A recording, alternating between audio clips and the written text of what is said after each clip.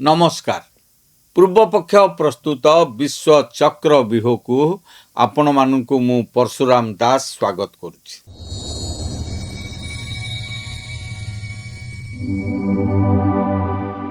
दर्शक बंधु, प्रधानमंत्री नरेंद्र मोदी एबे एक निर्णायक युद्ध आरंभ कर सारी। यही युद्ध एका संगे दुईटी मोर्चा रे लड़ा जाउछि। प्रथमटी हेउछि सीमा पारे थिबा शत्रु पाकिस्तान विरुद्ध रे एवं द्वितीयटी हेउछि देश भितरे राजनैतिक मोर्चा खोली नकारात्मक अराजकता सृष्टि करुथिबा विरोधी दलक विरोध रे। निकटरे प्रधानमंत्री नरेंद्र मोदी गुजरात रो हजीरा प्रतिरक्षा प्लांट परिदर्शन करथिले। एही परिदर्शन समय रे भारतर सबुठारु आधुनिक स्वदेशी जोरावर टैंक एवं K9 वज्र टैंकर लाइव डेमोन्स्ट्रेशन देखिछन। मोदींकर एही गोटिए पदक्षेप एबे पाकिस्तानी सेना मुख्य असीम मुनीर एवं प्रधानमंत्री शहबाज शरीफिंकर रक्तचाप बढ़ई देछि। प्रतिरक्षा मंत्री राजनाथ सिंह स्पष्ट शब्द रे कहिसंती जे भारत एबे आउ दुर्बल देश होई रहि नाही। यह एक शक्तिशाली राष्ट्र। निजर लक्ष्य हासिल करिबा भारत भल भावरे जानिछि। अन्यपटे गृहमंत्री अमित शाह सीमा को संपूर्ण अवैध करिबा पई स्मार्ट बॉर्डर निर्माण रो मेगा घोषणा करिसेंती। आजिर एही वीडियो रे आमे संपूर्ण विस्तार भावे आलोचना करिबा भारत सीमा रे केउ बड़ एक्शन पई प्रस्तुत हेउछि। काहेकि पाकिस्तानी गणमाध्यम रे एबे ऑपरेशन 20 रो भय सृष्टि होइछि। आपण मानको अनुरोध आम चैनल को लाइक करंतु, सब्सक्राइब करंतु और बंधु मानक सहित अधिक शेयर करंतु। दर्शक बंधु, प्रधानमंत्री नरेंद्र मोदी निजे जेउ स्वदेशी ब्रह्मास्त्र गुड़िकर लाइव डेमो देखिछंती सेगुड़िकर शक्ति विषय जानिले आपण मध्य आश्चर्य होइजिबे।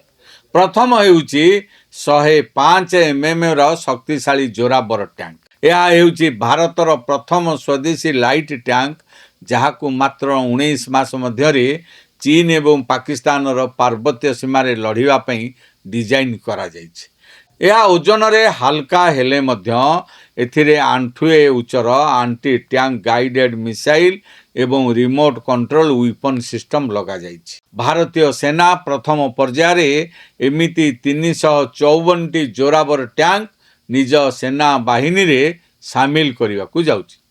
द्वितीय मारात्मक अस्त्र होइछि K9 वज्र तोप। यह मात्र 15 सेकेंड रे 3टी गोला वर्षण करि पारे। 50 किलोमीटर दूर रे थिबा शत्रुर बंकर को संपूर्ण धूलिसात कर देई पारे।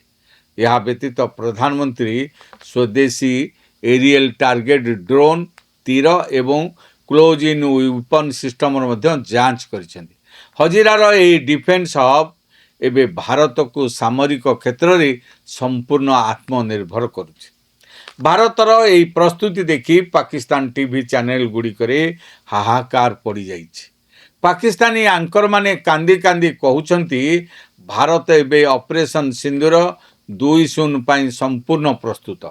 भारतीय सेना जे कोनसी मुहूर्त रे पाकिस्तान भीतर को पसी बड़ धरणर आक्रमण करि पारे। पाकिस्तान को चारिपटु घेरिबा पई प्रधानमंत्री मोदी, गृहमंत्री अमित शाह एवं प्रतिरक्षा मंत्री राजनाथ सिंह तीनिटी भिन्न स्तर रे रणनीति प्रस्तुत करिसेन।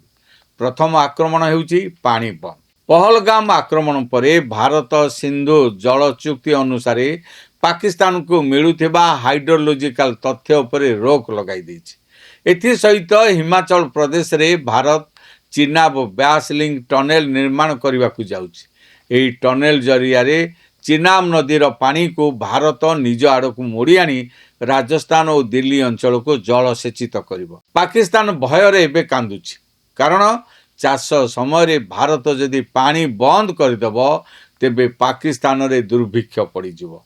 तार खाद्य सुरक्षा संपूर्ण विपन्न होई पड़िवो।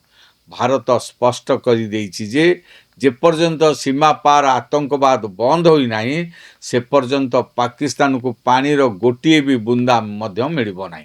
द्वितीय मास्टर स्ट्रोक होउछि स्मार्ट बॉर्डर ग्रिड। गृहमंत्री अमित शाह 13,000 कोटी टंकार एक विशाल बजेट सह ପ୍ରାୟ 6000 କିଲୋମିଟର ସୀମାରେ ଇସ୍ରାଏଲ ଜ୍ଞାନକୌଶଳରେ ଆଇରନ୍ ଡୋମ୍ ଭଳି AI power integrated smart border ତିଆରି କରିବାକୁ ଯାଉଛନ୍ତି। ଏହି ଡିଜିଟାଲ ଏବଂ ଲେଜର ଫେନ୍ସିଂ ଲାଗିବା ପରେ ପାକିସ୍ତାନରୁ ଗୋଟିଏ ବି ଆତଙ୍କବାଦୀ କିମ୍ବା ଡ୍ରୋନ୍ ଭାରତକୁ ପ୍ରବେଶ କରିପାରିବ ନାହିଁ। ତୃତୀୟ ଆଘାତ ହେଉଛି ପିଓକେରେ ବିଦ୍ରୋହ।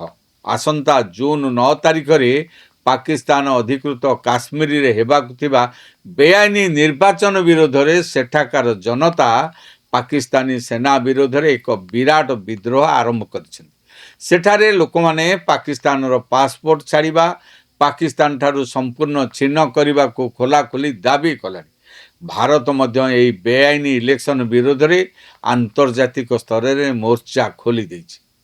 ଦର୍ଶକ ବନ୍ଧୁ, ଏହି ସମସ୍ତ ପ୍ରତିରକ୍ଷା ସଫଳତା ମଧ୍ୟରେ ପ୍ରଧାନମନ୍ତ୍ରୀ ନରେନ୍ଦ୍ର ମୋଦି ଦେଶ ଭିତରେ ଥିବା ସେହି ନକାରାତ୍ମକ ଇକୋସିଷ୍ଟମ ଉପରେ ମଧ୍ୟ କଡ଼ା ପ୍ରହାର କରିଛନ୍ତି, ଯେଉଁମାନେ ସବୁବେଳେ ଭାରତର ଆତ୍ମନିର୍ଭର ଭାରତ ଅଭିଯାନର ମଜାକ ଉଡ଼ାଇ ଆସିଛନ୍ତି। ରାହୁଲ ଗାନ୍ଧୀ ଏବଂ କଂଗ୍ରେସ ଦଳ ଉପରେ ସିଧାସଳଖ ଆକ୍ରମଣ କରି ମୋଦି କହିଛନ୍ତି ଯେ କିଛି ନିରାଶବାଦୀ ଲୋକ ସବୁବେଳେ ଦେଶର ସଂକଳ୍ପକୁ ନିଚା ଦେଖାଇବାକୁ ଅପଚେଷ୍ଟା କରନ୍ତି।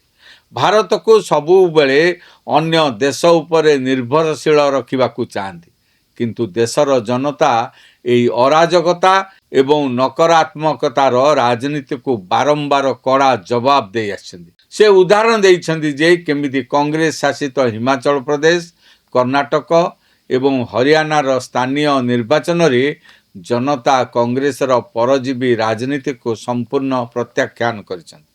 ଅନ୍ୟପଟେ ରୁଷିଆର ରାଷ୍ଟ୍ରପତି ଭ୍ଲାଦିମିର ପୁତିନ ଭାରତକୁ ଏକ ଅତ୍ୟନ୍ତ ଭରସାଯୋଗ୍ୟ ସହଯୋଗୀ ବୋଲି କହିବା ସହ ଭାରତ ସହ ମିଶି 5th ଜେନେରେସନର ସବୁଠାରୁ ଅତ୍ୟାଧୁନିକ ସୁଖୋଇ 57 ଯୁଦ୍ଧ ବିମାନ ତିଆରି କରିବାକୁ ପ୍ରସ୍ତାବ ଦେଇଛନ୍ତି। ଭାରତର ଏହି ଗ୍ଲୋବାଲ ପାୱାର ଦେଖି ଏବେ ପାକିସ୍ତାନର ହାତ ଗୋଡ଼ ସମ୍ପୂର୍ଣ୍ଣ ଥରିବାକୁ ଲାଗିଲାଣି। ଦର୍ଶକ ବନ୍ଧୁ, ପ୍ରଧାନମନ୍ତ୍ରୀ ମୋଦିଙ୍କର ଏହି ଭବିଷ୍ୟତ ଯୁଦ୍ଧର ପ୍ରସ୍ତୁତି ଏବଂ ସ୍ୱଦେଶୀ ବ୍ରହ୍ମାସ୍ତ୍ର ଶକ୍ତି ପ୍ରଦର୍ଶନ ଏହା ପ୍ରମାଣ କରୁଛି ଯେ ଆଗାମୀ ଦିନରେ ଭାରତ ନିଜର ପ୍ରତ୍ୟେକ ଶତ୍ରୁକୁ ତା ଘର ଭିତରେ ପଶି ମାରିବାକୁ ସମ୍ପୂର୍ଣ୍ଣ ସକ୍ଷମ। ଆପଣମାନଙ୍କୁ କ'ଣ ଲାଗୁଛି? ଭାରତ କ'ଣ ଚିନାବ ନଦୀର ପାଣି ବନ୍ଦ କରି ପାକିସ୍ତାନକୁ ସମ୍ପୂର୍ଣ୍ଣ ଆଣ୍ଠେଇ ଦେବା ଉଚିତ? ଆପଣଙ୍କ ମୂଲ୍ୟବାନ ମତାମତ କମେଣ୍ଟ ବକ୍ସରେ ନିଶ୍ଚୟ ଲେଖନ୍ତୁ। ପ୍ରତିରକ୍ଷା କ୍ଷେତ୍ରର ଏମିତି ହିଁ ରୋମାଞ୍ଚକର ଏବଂ ସତ୍ୟ ଖବର ପାଇଁ ଭିଡ଼ିଓଟିକୁ ଲାଇକ୍ କରନ୍ତୁ, ସବସ୍କ୍ରାଇବ୍ କରନ୍ତୁ, ଆଉ ବନ୍ଧୁମାନଙ୍କ ସହିତ ଅଧିକରୁ ଅଧିକ ସେୟାର ମଧ୍ୟ କରନ୍ତୁ। ଏଇଠି ଶେଷ କରୁଛି ଆଜିର ଅଧ୍ୟାୟ। ପୁଣି ଦେଖା ହେବ ଏକ ନୂଆ ଏପିସୋଡ଼ରେ। ରହୁଛି, ନମସ୍କାର।